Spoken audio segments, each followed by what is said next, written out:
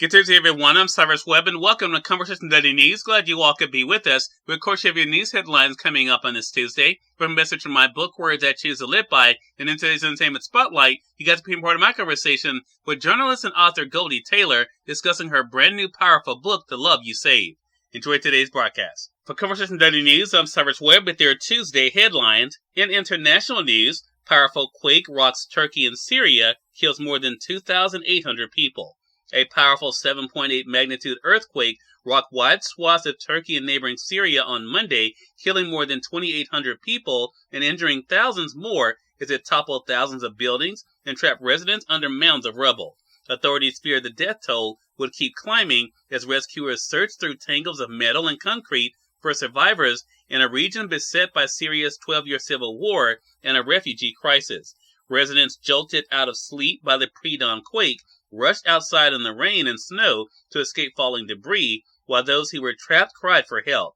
Throughout the day on Monday, major aftershocks rattled the region, including a jolt nearly as strong as the initial quake. After night fell, workers were still sawing away slabs and pulling out bodies as desperate families awaited for news on trapped loved ones. Tens of thousands who were left homeless in Turkey and Syria faced a night in the cold on Monday. In Turkey's provincial capital from the epicenter, people took refuge in shopping malls, stadium, and community centers. Mosques around the region were open to provide shelter. The Turkish president declared 7 days of national mourning. The quake, which was centered on Turkey's southeastern province, sent residents of Damascus and Beirut rushing into the street and was felt as far as Cairo. The quake piled more misery on a region that has seen tremendous suffering over the past decade. On the Syrian side, the area is divided between government-held territory and the country's last opposition-held enclave, which is surrounded by Russian-backed government forces. Turkey, meanwhile, is home to millions of refugees from the civil war. In national news, toxic chemicals to be released from derailed tanker cars. Authorities plan to release toxic chemicals into the air from 5 derailed tanker cars that were in danger of exploding on Monday, telling residents near the Ohio-Pennsylvania state line to leave immediately or face the possibility of death. Ohio's governor ordered evacuations in the area of the derailment that has been smoldering since Friday night. Authorities believe most, if not all, residents in the danger zone have left, but they were knocking on doors one more time before releasing the vinyl chloride into the cars, he said.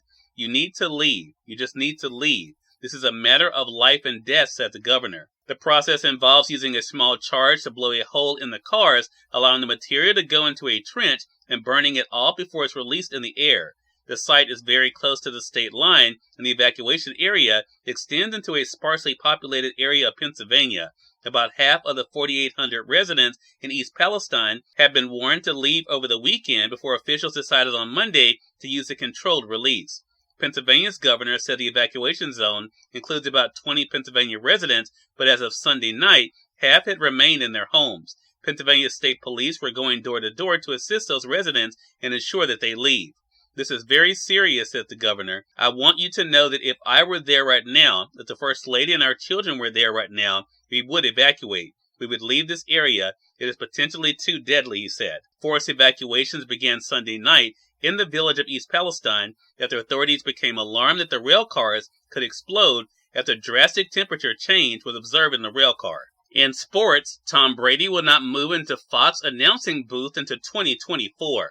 Tom Brady will not go immediately from the playing field to the broadcast booth. Brady said during Monday's episode of The Herd on FS1 and Fox Sports Radio that he will not start his broadcasting career at Fox until the 2024 season. The 7-time Super Bowl champion, who retired just last week after a 23-year career with the New England Patriots and Tampa Bay Buccaneers, signed a 10-year deal with Fox last May to become the network's top analyst when he decided to quit playing for good. Brady said that he didn't want to immediately rush into announcing and that he wanted to catch up on some other parts of his life first. I think one thing about my career, whether it was when I was drafted by the Patriots or signing agreements with the Bucs, I wanted to be fully committed, and I never wanted to let people down, Brady said. I want to be great at what I do, and it always takes some time in strategizing and learning and growing and evolving. And finally, in entertainment news, Beyoncé emerges as Grammy's queen, style wins album honor. Beyoncé sits alone atop the Grammy throne as the ceremony's most decorated artist in history, but at the end of Sunday's show, it was Harry Styles who walked away with the Album of the Year honor. The Grammys spread its top awards among other artists, leaving Beyoncé off stage at the end of the night.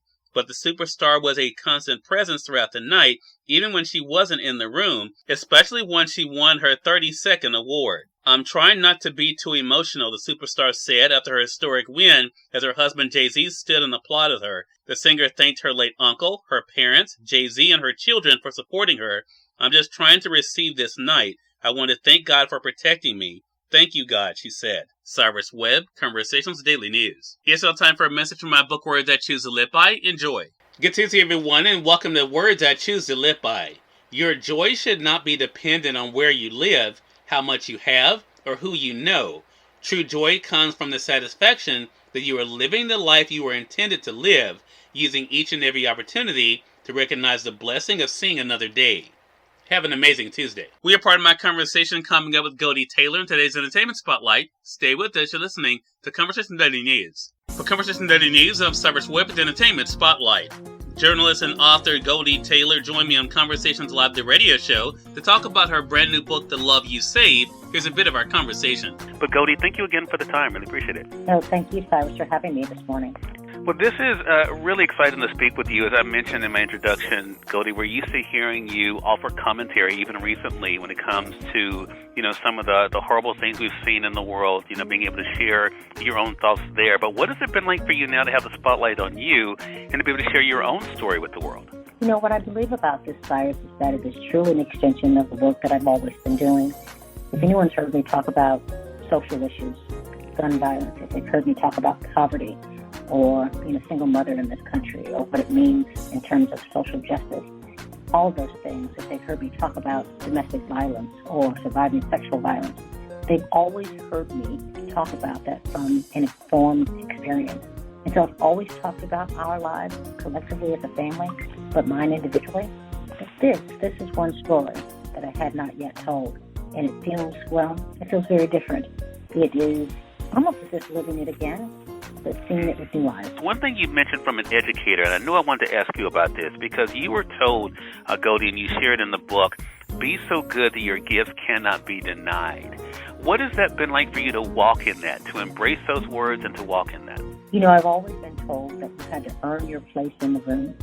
So as a journalist and now as an executive at a major cancer institute, I know that I have to bring my full self to the job every day. But that's important, I think, no matter who you are or where you come from. I think all of us have a story. All of us is broken in some way. But for me, I believe you bring that brokenness with you, too. You bring that learned experience with you to every opportunity. Cyrus Webb, Conversations Daily News. We thank you all for tuning into this edition of Conversations Daily News. Prepare to go on tomorrow with more news, message from my book, Words I Choose to Live By, and of course your Entertainment Spotlight. Until then, I'm here, Cyrus Webb, saying as always, enjoy your day, enjoy your life, enjoy your world.